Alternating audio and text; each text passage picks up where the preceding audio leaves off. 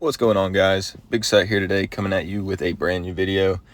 Very excited to bring this one to you guys. I finally reached Ultimate Champion using the same Electro Giant deck I've been using in the past few videos. Super pumped about it, very excited. And before we jump into this one, I just want to say thank you guys so much for the support recently. I've just started putting out Clash Royale videos, and I'm already starting to see some traction, and it's very much appreciated. Makes me want to do it so much more.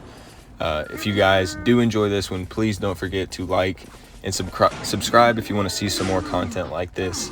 I'm going to continue posting, continue getting better, and just thank you again for the support. With that being said, let's go ahead and jump right into this here. I did not record these games live.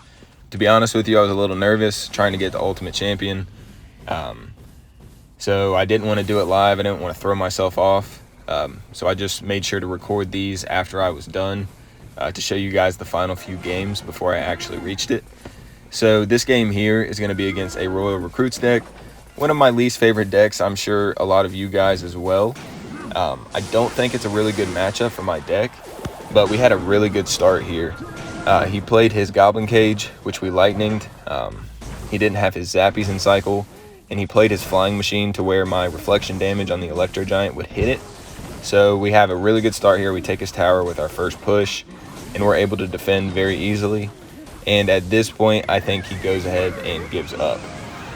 So this was a fairly easy game. I'm not complaining about that. I didn't have very many of these on my way up. I'll be honest, I did tilt a couple of times while in Royal Champion, I believe it is, trying to reach Ultimate Champion. I think I was one win off twice, and one of the games I lost to a Monk Phoenix Cycle, Minor Cycle deck, and the other game was an E-Golem deck, which unfortunately I got started handed on. Didn't have my Queen or Cannon in Cycle, so that's unfortunate, but it is what it is. We still ended up reaching it. So yeah, that was the first game. This next game here is going to be against a Giant Sparky deck. Now, whenever you're facing Sparky, it's never really going to be a good matchup if you're an EGIANT player. You just have to make sure to know the plays that you need to make to win this sort of game. So if they ever go Sparky in the back, my recommendation is that you go EGIANT opposite lane. There is one problem with this. If they're running the Giant Sparky deck where they have Mini P.E.K.K.A. and they have Mini P.E.K.K.A. in cycle, they are going to get a +3 trade on that EGIANT.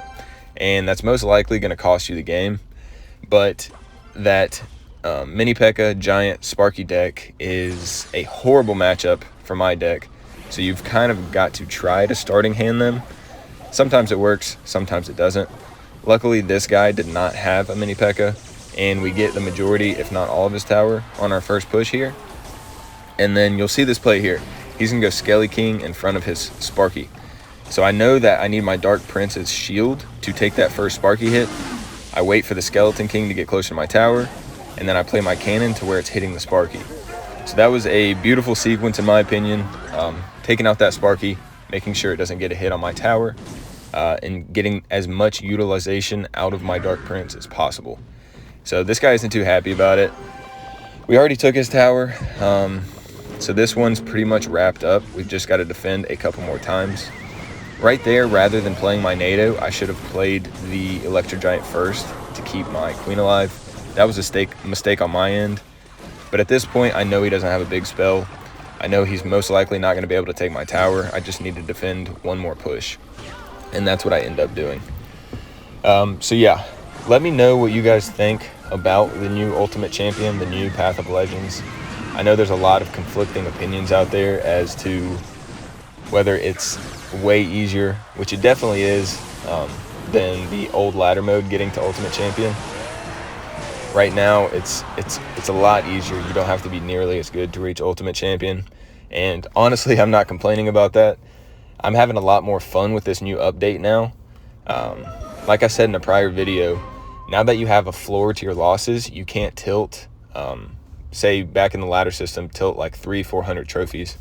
Now you tilt and you have a floor. You don't go below a certain level, whatever arena you're in. So I do like that a lot. I am a big fan of the update.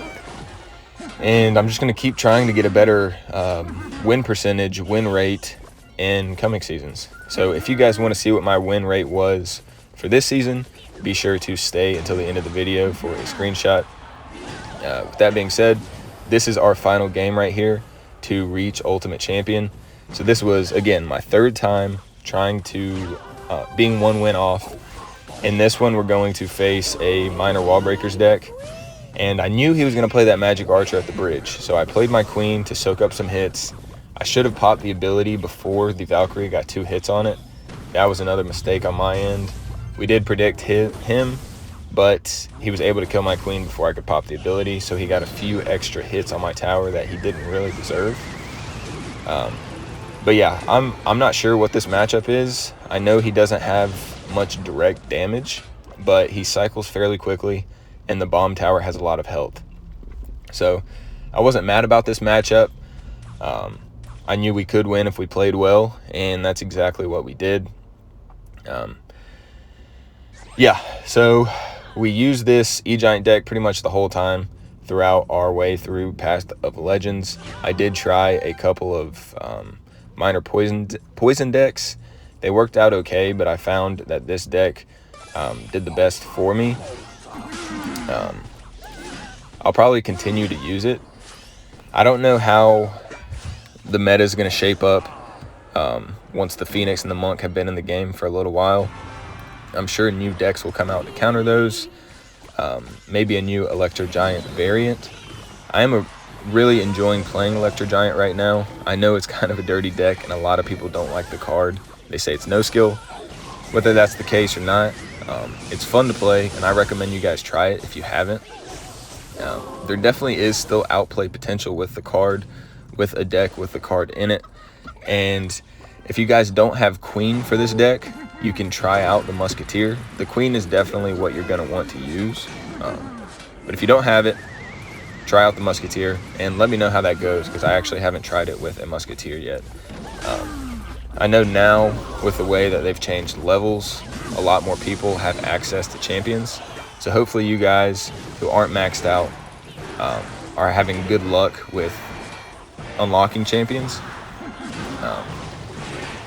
Because I think that's going to be really good for the game, giving more people more access to these really good cards, because let's face it, champions are all broken or were at some point in the meta, and it's really unfair for the people who didn't have the level to be able to even unlock champions. So I think that's a really good thing that they did for the game, was allowing more people to get them. But with that being said, we still have a close game here. He's got about 740 damage left on his tower. We've got about 1,000. That bar barrel there worked out really well, hit both the wall breakers and killed them. I didn't have to play anything else on them. He plays his bomb tower here, no surprise. And this does get pretty close towards the end.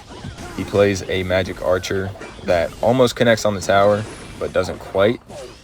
So I should have probably lightning there, but I think the NATO did well because the Queen stayed alive, and now she gets 1 hit on the tower. Yes, she does. So it's getting down to the wire here.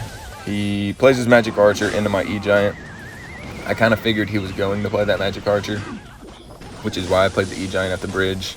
We take a lightning on pretty much a 1 HP Valkyrie, just to try to get his tower down to 1 lightning range. He plays his magic archer there. We don't play anything in front of our tower because we know he's going to. The bar barrel tanks for the magic archer, and we lightning his tower to win the game. So that's how I reached Ultimate Champion, guys. I hope you guys enjoyed, and here was my win rate for this season. Thanks so much for watching. Bye.